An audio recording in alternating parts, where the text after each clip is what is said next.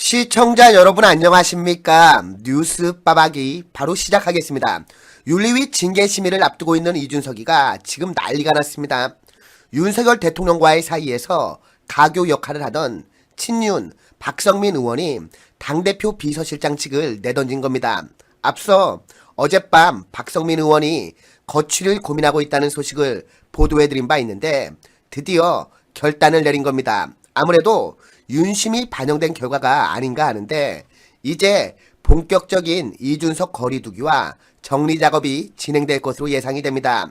박성민 의원은 윤석열 대통령이 대구 고검에 좌천되어 있을 때 인연을 맺었는데 당시 박성민 의원은 울산 중구청장이었고 윤석열 대통령과 자주 만나 친분을 쌓아온 것으로 전해지고 있습니다.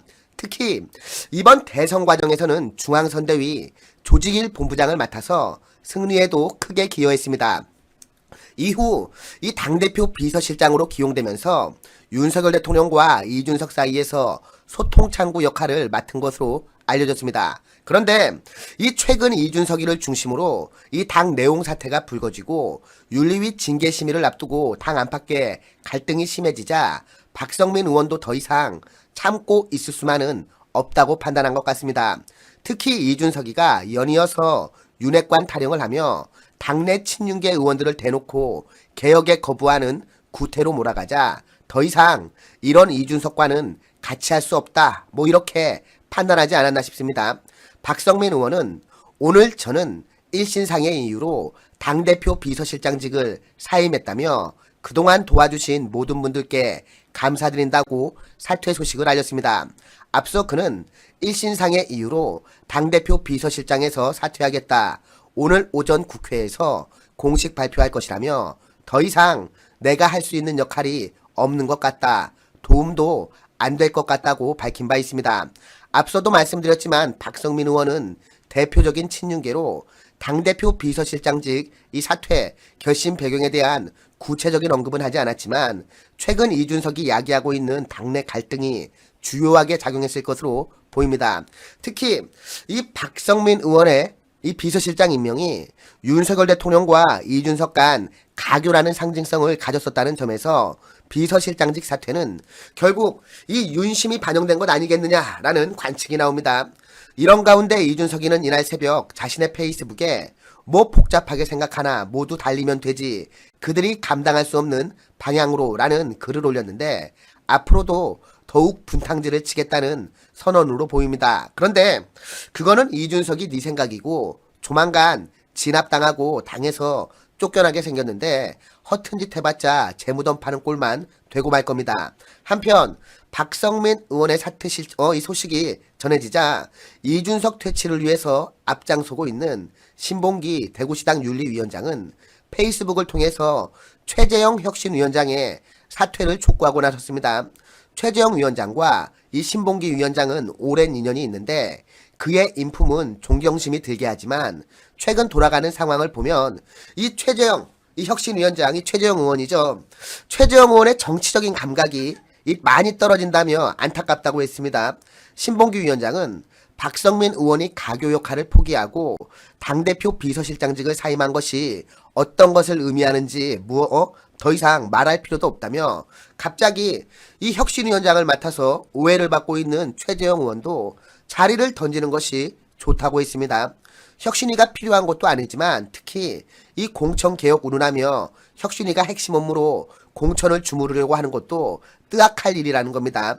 아울러 이준석이가 당장 닥친 위기를 벗어나기 위해서 출범시킨 혁신위는 위원장 사퇴와 그에 공감하는 현명한 일부 위원들의 동반 사퇴로 해체하는 것이 바람직하다고 강조했습니다. 그러면서 최재형 의원에게 이 현명한 판단을 촉구했는데 과연 이핵관 최재형 위원장이 마지막 순간에 잃어버린 총기를 되찾아 현명한 판단을 할 수 있을지 궁금합니다. 만약 이 최재형 위원장이 현명한 판단을 하지 못하고 최후의 순간까지 이준석과 손을 잡고 이핵관 총옥쇄를 선택한다면 최재형 의원의 정치 생명도 이준석과 함께 끝나게 될 것으로 보입니다. 돌아가는 분위기를 보니까 이준석 정리는 기정사실화된 것 같고 윤석열 대통령도 이준석에 대한 마음을 정리한 것 같습니다. 오늘 이준석 성접대 당사자로 알려진 김성진 전 아이카이스트 대표에 대한 이 경찰의 접견 조사가 이루어지는데, 이준석이의 성상납 의혹은 물론이고 병역 의혹에 대한 이 추가 폭로와 증거 제시가 이루어질 것으로 예상됩니다. 윤리위 징계심의 이외에 이제 경찰의 수사 역시 이준석이를 딱 정조준하게 될 것으로 보이는데, 과연 이 이준석이의 운명이 어찌 될지 무척이나 궁금합니다.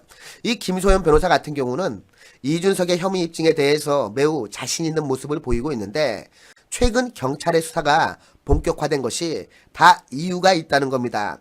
김소연 변호사에 따르면 이미 관련자들에 대한 참고인 조사를 경찰이 상당 부분 진행한 것으로 알려졌으며, 김성진 대표에 대한 조사를 마치면 이제 이준석이에 대한 조사가 본격화될 것이라고 하는데, 체포영장이나 구속영장을 칠 수도 있다고 했습니다. 과연 이런 이준석이에 대해서 당 윤리위가 어떤 징계를 내릴 것인지, 그리고 이 경찰 수사는 어떤 방향으로 진행될 것인지 어서 빨리 그 결과가 나왔으면 좋겠습니다.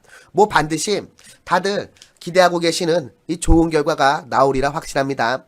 이런 가운데 이준석에 대해서 비판적인 네티즌들이 이준석이 트위터를 말입니다, 비공개로 해놨다며 그 배경이 수상하다고 의혹을 제기하고 나섰습니다. 실제 저도 이 소식을 접하고 이준석을 검색해서 인물정보란에 있는 이준석의 트위터 계정에 들어가 보니까 실제로 이 비공개 처리가 되어 있었습니다. 이준석 같이 이 SNS 마니아라고 불릴 정도로 이 SNS를 적극적으로 활용하는 사람이 트위터를 닫아놨다는 것이 솔직히 수상하기도 합니다. 일각에서는 이런 얘기도 나오고 있어요. 이준석이 트위터에 뇌물창구로 써먹은 배나사 관련 내용이 많다는 소문이 있다. 그래서 이 트위터 잠궈놓고 증거인멸하는 것 아니냐. 뭐 이런 주장까지 하는 사람들이 있습니다. 이런 것을 볼 때 그 배경에 대해서도 확실히 진상을 확인해 볼 필요가 있을 것 같다는 생각이 듭니다. 시청자분들께서도 관심을 가지고 지켜봐 주시기 바랍니다. 그럼 오늘 뉴스 빠박이는 이쯤에서 마치도록 하겠습니다. 함께 해주신 시청자 여러분 모두 감사합니다.